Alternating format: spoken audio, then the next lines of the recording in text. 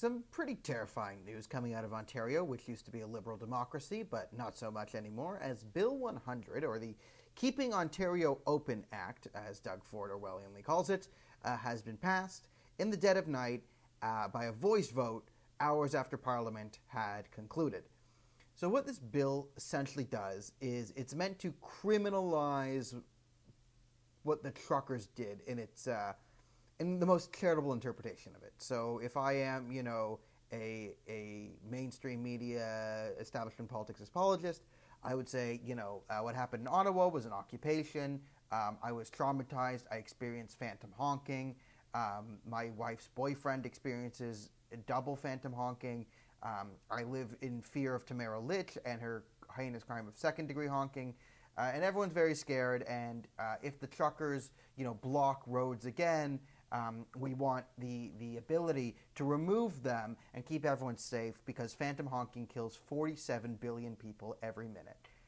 Now, the counter to this is there are already laws on the books that could have been used to clear up the protests. The Emergencies Act didn't need to be invoked as the blockades are already cleared, but what the government loves doing is conflating the blockades with what happened in Ottawa. As someone who is literally on the ground in Ottawa, I can tell you no roads were blocked by the truckers. They were on one side. The only roads that were blocked by policemen. So this bill gives the government the ability to, without a court order, seize any property. They kind of declare blocking any transportation infrastructure and take it away without a court order. So the problem is the highly nebulous terms. What it really does is it brings the emergency powers Doug Ford declared. So he declared an emergency. So remember, in Canada, for those outside of Canada, we were in the state of like 7 different emergencies. So every government took emergency powers just for COVID existing back in 2020. And then in 2022, with the trucker protest, everyone declared an extra emergency. The city of Ottawa declared an emergency to do crazy nonsense. Then the government of Ontario declared an emergency to do crazy nonsense. They stole, Doug Ford still stole 39 trucks and trucking companies. And then the federal government declared an extra emergency, invoked the Emergencies Act. Doug Ford also used the emergency powers to steal money from the truckers and seize the give, send, go money. So what this Bill 100 really does is it takes the emergency powers that were invoked during the trucking protest and makes them permanent. And that means that Ontario is no longer a liberal democracy because emergency powers are for emergencies. And if they're dropped within a week, you can say, okay. But when a government takes emergency powers and then passes them into law at a vote in the dead of night, or not dead of night, hours after Parliament closed, a secret voice vote, it's not really a liberal democracy. Now, the fascinating thing is the no media coverage of it. So those of you who know me know I watch the CBC almost every day and monitor mainstream media.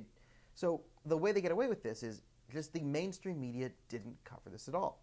Now, shout out to some more independent. I saw like the Hamilton Spectator, and I was going through, and some independent left-wing news outlets did cover this, and they covered it under the sort of guise of this bill is racist and it will be used to,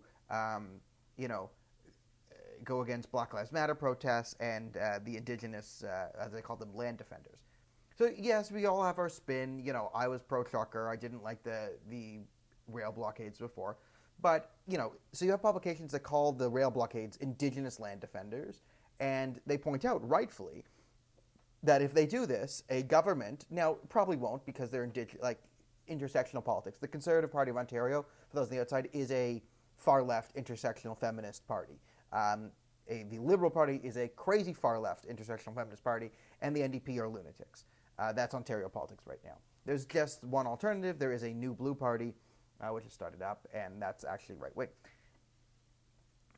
Now, they rightfully point out that this law could be used against Indigenous people, and it can. When you give the government the power to just take anyone's money, take anyone's property, seize your house and your property without a court order, yeah, that can be used against black and brown people too. I don't think it's going to be disproportionately used against them as in the modern world, but it will be, I think, proportionally used against everyone who does anything anti-establishment. So if you have a very establishment, Black Lives Matter protests for systemic racism, that'll be fine.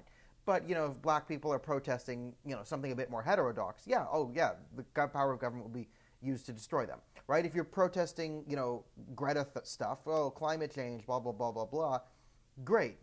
Keep doing it yourself. Like, you can murder people while doing that. It's perfectly fine in Canada. But if you're protesting the negative climate impacts, let's say, and the negative financial impacts or the corruption within the green energy industry, well, then, take your house away. So pick your poison there. Now, the other interesting thing is, sort of behind the scenes Ontario politics, I did mention there's only one political party on the right that started up to counter all this New Blue. Now, to be fair, another party was started, the Ontario Party, which then Derek Sloan took over, and he came in and he's running this. Now, personally, I don't take the Ontario Party seriously. I've made videos before. We made a video about how the Ontario Party isn't a good party. It sucks. It doesn't do what it's supposed to do. Now, there's been some internal broigas between New Blue and the Ontario Party.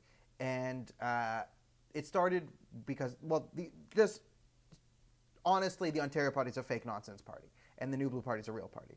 But their fight started at Bill 67, which was a critical race theory bill.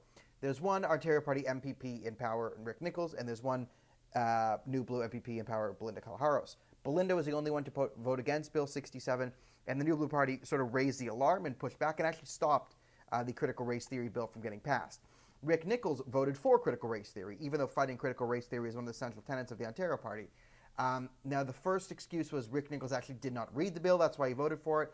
Derek Sloan then came out and clarified on the Liberty Hangout channel, whatever it's called, that Rick Nichols does not know how to read properly, and that's why he voted for it. So either Rick Nichols didn't read it, according to Rick Nichols, or according to Derek Sloan, he does not know how to read, so he just stared at the 6-page bill. That said equity 50 times, and instituted, would say that teachers would need to pass some sort of, racial, basically a critical race theory test in order to get into the classroom. According to Rick Nichols, he didn't read. According to Derek Sloan, he cannot read. I'm not sure which one of them is telling the truth, but Rick Nichols, MPP, either cannot read or does not read. That's according to them.